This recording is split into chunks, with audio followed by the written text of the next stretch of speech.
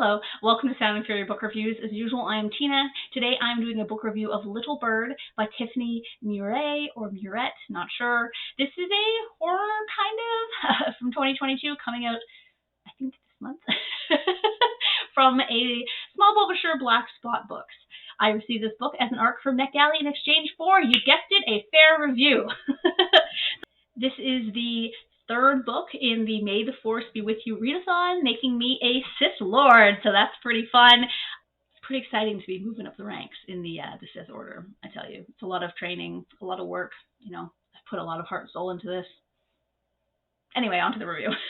The Little Bird is an odd yet compulsively interesting short novel about grief. And it also has a great amount of humor. It's a fun little kind of weird book. I really enjoyed it. Now, I don't really like the blurb of the book. I find it's too long and has some kind of almost spoilers. So I will explain the story in my own blurb. And this is, here we go. Josie, grieving both her failed marriage and the death of her father, lives in her house with her small dog and drinks far too much.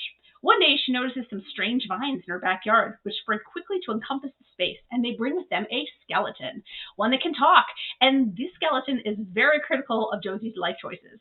Josie has to figure out whether the skeleton is a figment of her vodka addiction or if she's here for a positive or nefarious purpose. So if you like quirky, sardonic humor, this book is packed with it. There are so many lines that made me laugh, which helped even out the bleakness of Josie's life. So there's a good balance there between kind of the realism of her sad existence, kind of, and the kind of like poking fun at that. There's also an absurdity aspect from the talking skeleton who, along with the odd concept itself, has their own little quips they drop here and there that were quite funny. That part was fantastic. Like 5 out of 5 for the humor. The novel is also great at balancing social critique without becoming like a harangue. Is that how you say the word? The jokes about certain facts of life were clearly from Josie's kind of warped viewpoint, while also harboring an element of truth. Up until the last 15% of the book, I was absolutely hooked, and it's definitely a book I wish were longer because it's such a fun and entertaining read, despite the themes of grief, alcoholism, and self-destructive behavior. It strikes a balance between delightful, strange, and sad. Josie could easily be anyone. The one thing I wasn't super keen on in the book was the ending. It didn't really have the sort of twist I was expecting from the build-up, so it was a bit of a letdown for me in that way. I was just kind of like, oh. I did like that it didn't go in a completely obvious direction, but it just didn't have that oomph I was kind of hoping for. But anyway, the journey is so worth it. The destination isn't that big of a deal. It's like spending the day off-roading and then just parking at Walmart. I mean, Walmart isn't the best, but the ride to get there overshadows it completely. What I really liked about the novel was that you weren't entirely sure whether all of this was really happening or if Josie was just losing it. The novel does a fantastic job of unraveling the story in a way that doesn't follow a typical structure as well, which I really liked. I mean, it follows chronologically. It's not like it jumps around in time, but you're not really sure where the story is going when you're reading it, but not in a way that's like a problem. It's like exciting and fun.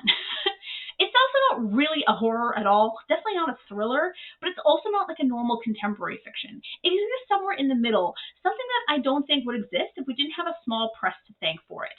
To be honest, the state of publishing right now, the big five publish, I mean, you get some exceptions, like Gideon the Ninth, but like the big five tend to be publishing these kind of easy to market books that are, crowd pleasers in a way. They don't tend to take risks on something like this. And it makes me think of, so because I'm old, I used to work in a small video store when I was a teenager and a young adult, and there'd be these amazing little indie movies that would come into our store, right? We get like 1 or 2 copies of them, and some of them were just some of the best movies I've ever seen. But we don't get that now with Netflix and Amazon and stuff. Like if you're only watching streaming like I do, you don't get a chance to experience and stumble upon these little weird indie quirky movies. In fact, I don't even know if there's still a market for those. I mean, maybe they're making them and selling them at like the festivals and stuff, but they're not as easy to get if you're just a regular consumer now. And I find that really sad because I used to love getting, a weird title from like a small indie movie producer and watching it, after work. And it's just like, sometimes you're just like, wow, this is so good and so interesting.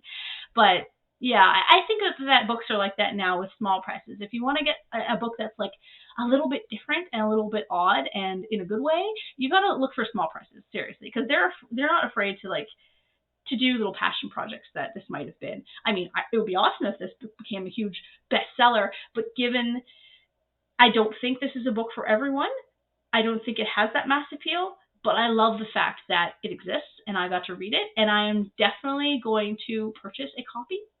Unless the publisher wants to mail me one, that's fine too. But no, I would totally, totally buy this book.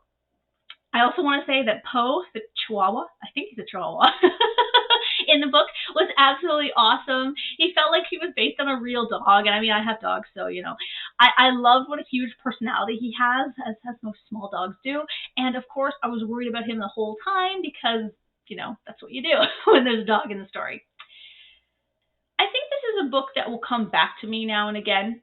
You know, some books you're just like walking along and then you're like, oh yeah, that book. I think this is one of those books. I think it's a memorable book, and I think it's just really, really fun. And I highly recommend it. And yeah, thank you again to the publisher of Black Spot Books, I think it is. Yep, Black Spot Books for the e-arc, and to NetGalley for the platform to provide these e-arcs. Okay, whatever. Bye, guys.